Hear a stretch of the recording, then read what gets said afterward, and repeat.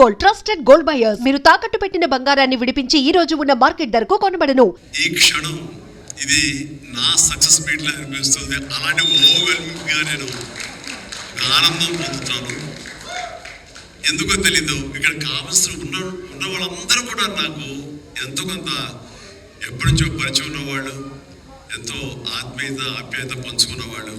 So వాళ్ళ ముఖంలో ఆనందం చూస్తుంటే కనుక ఇది నా ఆనందంలో అనిపిస్తుంది. ఈ సక్సెస్ మీట్ నా సక్సెస్ మీట్లో అనిపిస్తుంది.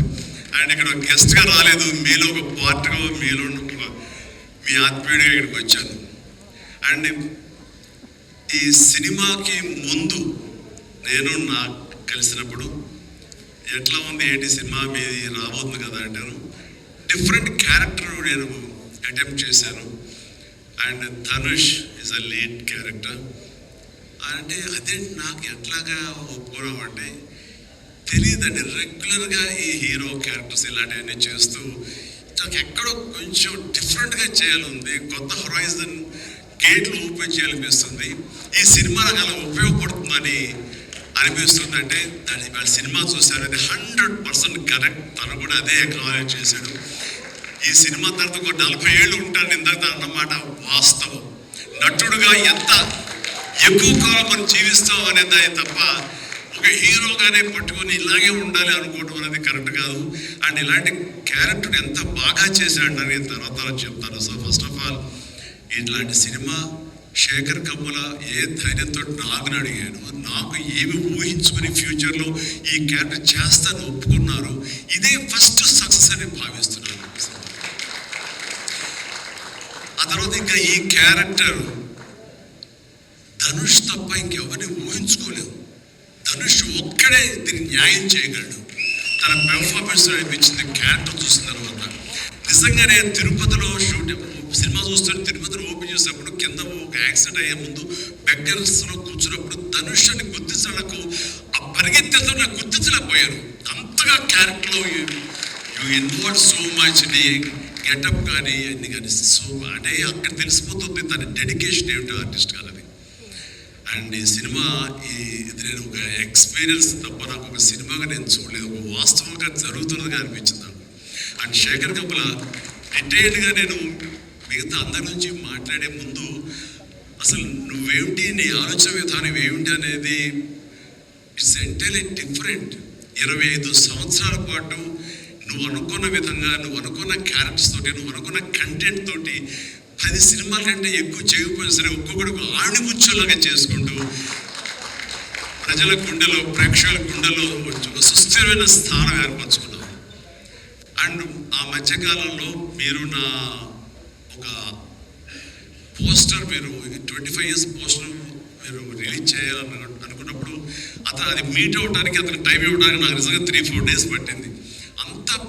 అంత పట్టింపు ఏంటి నేనంటే, సార్ మీకు గుర్తుందో లేదో, మీ 88లో మీ సినిమా స్టేట్ రౌడీ షూటింగ్ ఈ రోడ్ల మీద జరుగుతున్నప్పుడు నేను ఫస్ట్ టైం మిమ్మల్ని చూశాను. నేను ప్రేమించే మనిషిని ఎదురుగా ఉన్నాడు, కలిస్తే బాగుండు అనుకుంటే పోలీసులు ఎవరు రాని పరిస్థితి. కానీ మీరు ఎందుకు నన్ను చూసి ఇట్లా అని పిలిచారు, నన్ను ఒక్కడే పిలిచారు, నేను మీ దగ్గరకు వచ్చాను. నేను ఎందుకు పిలిచానంటే అతను అందరికీ హైట్ ఉన్నాడు కాబట్టి ఏదో పేపర్లు పడుతుంటే రమ్మని పిలిచుంటాను తప్ప అతనేమన్నాడంటే నా లోపల భావాలు కానివ్వండి, నేను ప్రేమ కానివ్వండి నేను వ్యక్తం చేయగలిగాను, అది కరెక్ట్గా కనెక్ట్ అయింది అని తను అనుకున్నాడు. బట్ ఏమనుకున్నా సరే వచ్చిన తర్వాత నన్ను మీటిన క్షణం ముందు వరకు భవిష్యత్తులో ఏం చేయాలో తెలియదు, ఎడ్యుకేషన్ ఉంది కాబట్టి ఎట్టెళ్ళాలో తెలియటువంటి 17-18 years ఉంటాయి అప్పుడు అతనికి.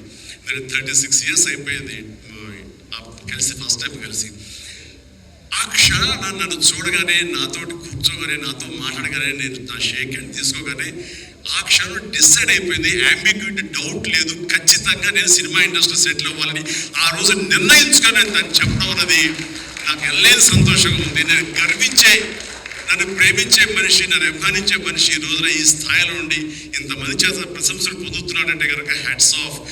ఇది గర్వం నీవు కాదు, నీలాంటి వ్యక్తి నన్ను ఇన్స్పిరేషన్గా తీసుకుని ఇందులో ఇండస్ట్రీ వచ్చి నీ సొంత టాలెంట్ తోటి, నీ సొంత ఆలోచనతో, నువ్వు నీ కమిట్మెంట్ తోటి ఈరోజు ఈ స్థాయికి ఉన్నందుకు ఫస్ట్ ఆఫ్ ఆల్ ఈ సిల్వర్ జూబ్లీ ఇయర్ సందర్భంగా మనస్ఫూర్తిగా నా అభినందనలు మరొకసారి తెలియజేస్తాను. అంటే శేఖర్ కమ్ముల సినిమాలో నేను ఎప్పుడు చూస్తూనే ఉన్నాను, అన్నీ చూస్తాను దాదాపుగా. అది వాస్తవానికి నిజానికి చాలా దగ్గరగా అనిపిస్తాయి. అంటే తన ఫస్ట్ పిక్చర్ చూస్తుంటే ఆ క్యారెక్టర్స్ ఆనంద్, రూప వీళ్ళు ఎలా ఉన్నారు, ఇంకా ఉండుంటారు కదా అని ఆ క్యారెక్టర్స్ కనపడే తప్ప ఆ యాక్టర్లు కనపడడం వాళ్ళ తర్వాత వచ్చే సినిమాలు మనకు గుర్తుకు రావు. ఐ మీన్ ఎందుకు కరెక్ట్ అవ్వదు. అలాగే ఫిదా, భానుమతి, వరుణ్, అలాగే ఈ ప్రతిభలో శ్రీరామ్, గోదావరిలో శ్రీరామ్, సీతమహాలక్ష్మి, ఈ క్యారెక్టర్స్ కనపడదు. ఎందుకు చూడండి ఈ సినిమాలో కూడా ప్రతి ఒక్కడు ధనుషి దేవాదేవ అంటున్నారు, నా ఫ్రెండ్ ఏమో దీపక్ అంటారు తప్ప పేర్లు పెట్టి ఎవరు పిలవట్లేదు, గుర్తుంచుకోవట్లేదు. ఒక్కటి దేవాను వస్తుంది. నాకు అలాగే అనిపిస్తుంది ఇప్పుడు. అంటే క్యారెక్టర్ని అంతగా ప్రొజెక్ట్ చేస్తారు. ఇంతకనే బెస్ట్ ఎగ్జాంపుల్ లేదు. ఎప్పుడో చూసి సినిమాలకి ఆ క్యారెక్టర్స్ పేరు, నా సినిమాలో నా క్యారెక్టర్స్ నాకు పేరు గుర్తుండవు నాకు. అలాంటిది తన సినిమాలో క్యారెక్టర్స్ ఎప్పటికీ గుర్తున్నాడు నాకు. రూప అనే పేరు ఎందుకు గుర్తుంది అంటే తండ్రి పాత్ర మెంటల్గా రిటార్టెడ్ రూపాన్ని పిలుస్తాడు. ఆనంద్ ఆఫ్ కోర్స్ హీరో పేరు, అది గుర్తుండిపోయింది. అట్లాగే వరుణ్ సినిమాలో ఫేదాలు భానుమతి సెపరేట్ కేజ్ అంటారు కదా ఒక డైలాగ్, సెపరేట్ పీస్ ఏదో అంటారు, అలాగే హైబ్రిడ్ పిల్లలు అంటుంది. అలాగా తన క్యారెక్టర్స్ గుర్తుండిపోతాయి. అది తన గొప్పతనం. అవి వాస్తవికంగా ఎక్కడో ఇంకా ఉండుంటాయి, వాడు ఎక్కడో జీవించుంటారు అన్న ఫీలింగ్ ఇస్తుంది. అలాంటి రియల్గా అతని కాన్సెప్ట్ అన్నది చెప్పాలంటే అదొక పిచ్చి.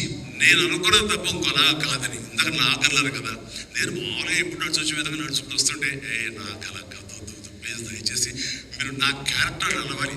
నీ క్యారెక్టర్ నడవాలంటే ఎలా నడవాలి తెలియదు, నాకు వచ్చిన నడక ఇది అని చెప్పి ఇందాక ఇద్దరు అనుకుంటాం. నాకు తెలిసిన నడక ఇది కాదండి, మీరు హీరోలా నడుస్తున్నారు, స్టైలిష్గా నడుస్తున్నారు.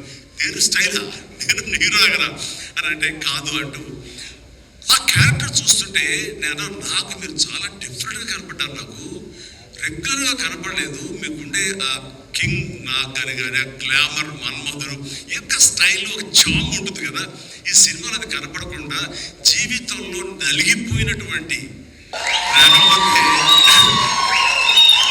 ఇక నేషనల్ అవార్డ్స్ కానీ దానికి మళ్ళీ అర్థం లేదు.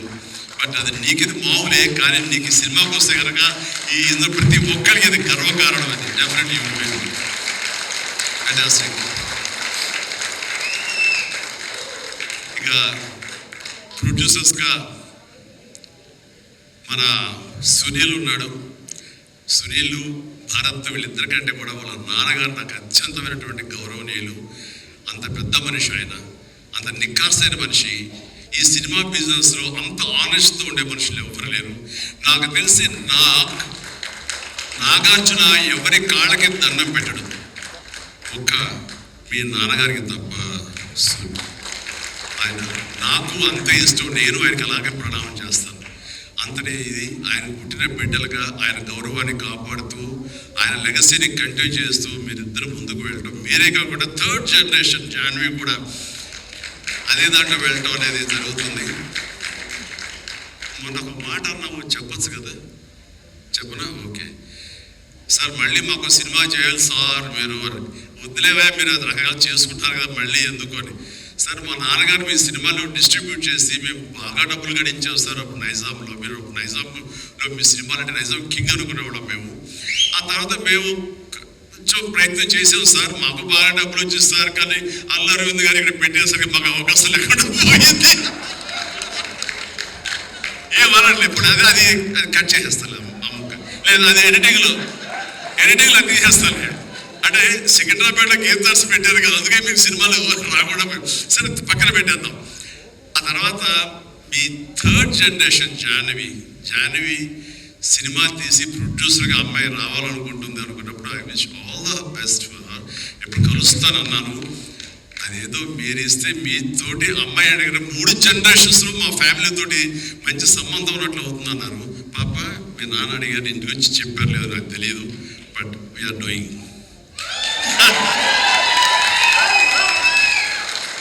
ధనుష్ చేసిన ఛాలెంజింగ్ లాంటి క్యారెక్టర్స్ ఉందమ్మా. ఫన్ ఓరియంటెడ్, మాస్ ఓరియంటెడ్, మనది సరదాగా గ్లామర్ ఇది. Okay right. సో ఈ రకంగా 3వ జనరేషన్ కూడా ఎస్ ప్లీజ్ ఈ లెగసీ ఇలాగే కంటిన్యూ అవుతుండాలి, మీ ఫ్యామిలీ బాగుండాలి నాన్నగారు ఆశీస్సులతోటి.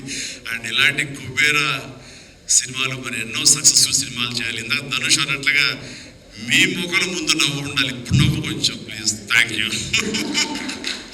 మీరు నవ్వుతుంటేనే మా అందరికీ నవ్వు ఉంటుంది, మేము నవ్వుతూ ఉంటాం. Thank you. అండ్ మిగతా టెక్నిక్స్ పరంగా చూస్తే కనుక నికేత్ కెమెరామెన్, డిఓపి, నేను ఎప్పుడు చూడలేదు. Hi Niketh, I haven't seen your films. I don't remember even. But the way you were presenting yourself here is very much appreciable. I could see the energy, what you are pouring here, definitely it will reflect on the stage. Otherwise, Nagaja would have been praised you so much. And you also grab my attention. And future, I don't know, yes, maybe. And you have done a fantastic job. So initially, when villain scenes are happening, that time I could see the top floor swimming pool. There I could see the richness of the film. So hardly they would have spent anything. So riches comes not because of the money. Riches comes with your viewfinder. So that way our credit goes to the whole film. Has grabbed attention and it looks very rich. So definitely please, I will awaiting you in future and all the very best. Good luck. Great job as far as the camera is concerned. And then మా యోగేశ్వరుడు, మా పెద్ద అనుకుంటే పాపం లేని వయసు వద్దు sir, కూర్చోండి sir, please కూర్చు సార్, మీరు లేకదు సార్, మమ్మల్ని ఇబ్బందిగా ఉంటుంది. ఇద్దరం చాలా నువ్వు అనుకుని మాట్లాడే పరిచయం మాకు శుభలేఖ సినిమా నుంచి 1980 నుంచి వర్కింగ్ టుగెదర్. ఈ మధ్యకాలం వరకు కూడా ఎప్పుడైనా సెట్కి వస్తాడు, రాగానే సినిమా అడుగుతాడేమో, నెక్స్ట్ సినిమా ఏం చేద్దాం అడుగుతాడంటే, బాబాయ్ ఈసారి మీ ఇంటి నుంచి నాకు ఆవకాయ పచ్చడి రాలా అంటాడు. Mango pickle, as for mango pickle from my house. So ఈసారి పంపించారు బాబు, వస్తుంది. శుభం, ఫెంటాస్టిక్. నువ్వు ఈ వయసులో కూడా ఇంత బాగా పనిచేస్తున్నావు, ఇంత కష్టపడుతున్నావు అంటే కనుక అవసరమా అనిపిస్తుంది. రిటైర్ అవ్వచ్చు కదా, హ్యాపీ రెస్ట్ తీసుకోవచ్చు కదా అని. కానీ మన సోల్స్ అవి రిటైర్మెంట్ అది తీసుకోలేము. కష్టపడి పనిచేయటంలోనే మనకు ఆనందం ఉంటుంది, కష్టపడి పనిచేయటంలోనే ఈ ఇష్టమైన పురుషులు మనం ఉంటాం. మన లాంజివిటీ ఉండాలి అంటే మన ఇందులోనే ఉండాలి ఖచ్చితంగా. అండ్ భగవంతుడు ఇంకా సంపూర్ణ ఆరోగ్యాలు ఇవ్వాలి. నాన్నగారు ఆయన పనితో నాకు గుర్తుంది, ఆయన దగ్గర కూడా పనిచేశాను నేను, అలాగే నీతో కూడా పని కొనసాగిస్తాను. అండ్ ఈ సినిమాలో నువ్వు పార్ట్ అవడం అనేది it is great, wonderful turning please. And ఇక్కడ చూస్తుంటే యంగ్స్టర్స్ ఎంత ఎంతూజియాస్టిక్గా ఉన్నారంటే, వాళ్ళందరినీ పేరు అని పిల్లలని కానీ యంగ్స్టర్స్ అంటే ఇండస్ట్రీ కొనసాగాలి ఇలాగే అంటే కనుక మీలాంటి యంగ్స్టర్స్ రావాలి. ఇలాంటి యంగ్స్టర్స్ వల్లనే మేమంతా కూర్చున్నాం. నేను ఈ రోజున కొత్త డైరెక్టర్స్తో పనిచేస్తాను, అనిల్ రావుపూర్ కానీ, బాబీ డైరెక్టర్ కానీ, వశిష్ఠ కానీ, ఇలాంటి యంగ్స్టర్స్ పనిచేస్తుంటే ఎక్కడ లేని ఎనర్జీ వాళ్ళ దగ్గర ఉంటుంది. వాళ్ళ నుంచి కొత్తను ఉంది. నేను వాళ్ళకి అనుగుణంగా నేను మారిపోతాను తప్ప నాకు అనుగుణంగా వాళ్ళు ఉండాలని కోరుకోవట్లా. నా సక్సెస్ అక్కడేమో అనుకుంటాను నేను. ఆ రకంగా ఓల్డ్ వైన్ న్యూ బాటిల్ అన్నట్లుగా ఈ సమయంలో వైన్ గుర్తు వచ్చింది, సారీ. అండ్ అలాగా ఇదే ఎనర్జీ తోటి, ఇదే యంగ్స్టర్స్ తోటి ఇండస్ట్రీ కలకలాలని కోరుకుంటున్నాను. And last but not least my brother, నాకు బిడ్డతో సమానం, దేవిశ్రీ ప్రసాద్. అండ్ దేవిశ్రీ ప్రసాద్ తన ఎనర్జీ అంటే ఇందాక చూశారు కదండి, లైవ్ షో చేసేసాడు ఇక్కడ. ఆ తర్వాత ఏం మాట్లాడాలో ఎవరికి ఏమో తుయ్యినటువంటి పరిస్థితి, మొత్తం షో గ్రాప్ చేశాడు. బట్ నేను మళ్ళీ కంబ్యాక్ తర్వాత పొలిటికల్గా కొన్నాళ్ళు ఉండి 1950లో 150 సినిమా చేసిన దగ్గర నుంచి, అంతకుముందు తన సినిమాలతోనే ఎంబీబీఎస్ కానీ, జిందాబాద్ కానీ అన్నీ అయిన తర్వాత మళ్ళీ తన వలన నా మ్యూజికల్ అనేది ఏర్పడేదేమో అనుకుంటున్నాను. అలాంటి గ్రేట్ మ్యూజిక్స్ నాకు ఇచ్చి మళ్ళీ నేను నిలబడడానికి దోహదపడ్డాడు మనోడు. యూ ప్లీజ్ అవుతుంది అలా చేయదు ప్లీజ్, దోహదపడ్డాడు. పెద్ద సరస్వతి పుత్రులయ్యా ప్లీజ్ ప్లీజ్. అండ్ తను ఎనర్జీ డే బై డే పెరిగిపోతుంది, తన టాలెంట్ డే బై డే పెరిగిపోతుంది. ఇక నేషనల్ నుంచి మన రీజనల్ నుంచి నేషనల్ లెవెల్కి ఎలా ఎదిగిపోయాడో మనం చూస్తాము. ఆ హోల్ ఇండియా తన గురించి ఎలాగా కీర్తిస్తుంది అనేది మనం ఈ పుష్ప 1 and 2 చూస్తున్నాము. ఇప్పుడు ఈ సినిమా కుబేర్లో కూడాను ఎక్కడ ట్యూన్ సాంగ్స్ లేవు కదా అని అనిపిస్తుంది, కానీ ఒక సాంగ్ ధనుష్ పాడిన ఆ సాంగ్ ఎంతగా నన్ను ఆకట్టుకుందంటే అంతా ఇంత కాదు. దానికి ఇద్దరు ఒకరికొకరు కాంప్లిమెంట్ చేసుకుంటూ ఆ సాంగ్ అంత బాగా హిట్ అవడానికి దోహదపడింది. అట్లాగే సినిమా చూస్తుంటే మ్యూజికల్గా ఉంది తప్ప నాకు ఎక్కడ డ్యూయట్ సాంగ్స్ వేరే లేవేట ఫీలింగ్ రాలేదు. And that's the magic of Devi Sri Prasad. రీ రికార్డింగ్లో కూడా చాలా హృద్యంగా మదర్ తోటి పాడే పాట రోడ్డు మీద యాక్సిడెంట్ అయిన తర్వాత కన్నెంటుగా నీళ్ళు వచ్చేస్తున్నాం. మన రైతుల మీద పాడే గుర్తుందా మన 150 సినిమాలో నీరు నీరు నీరు అంటూ దాన్ని మరిపించిన సాంగ్లో అనిపించింది.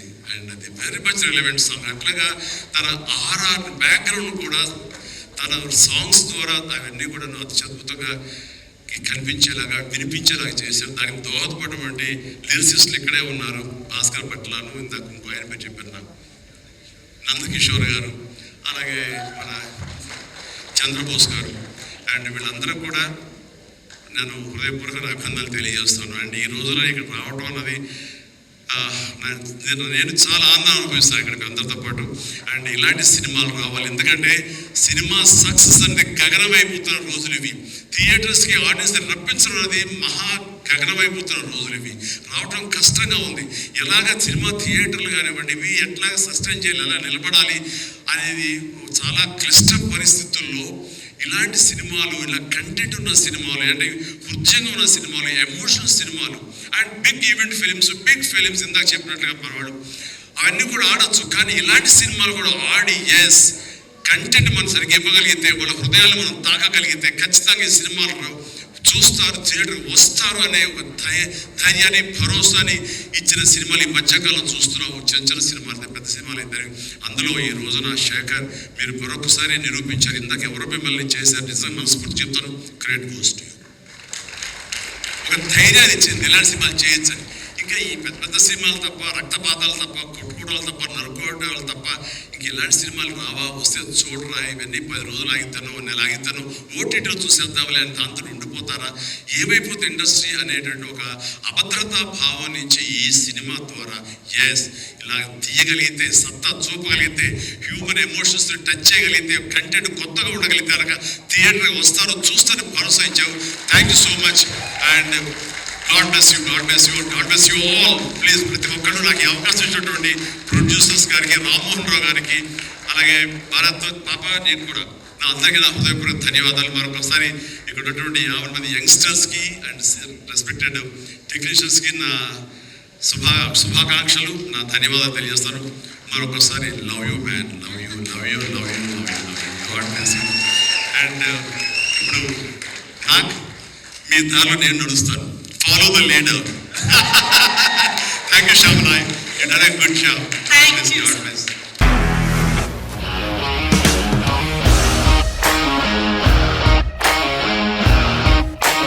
ఇండస్ట్రీలో కమిట్మెంట్ ఇష్యూస్ వస్తే నీకు కూడా వచ్చినట్టు? మార్నింగ్ తీసుకెళ్ళాలంటే కొట్టి పడేస్తారు.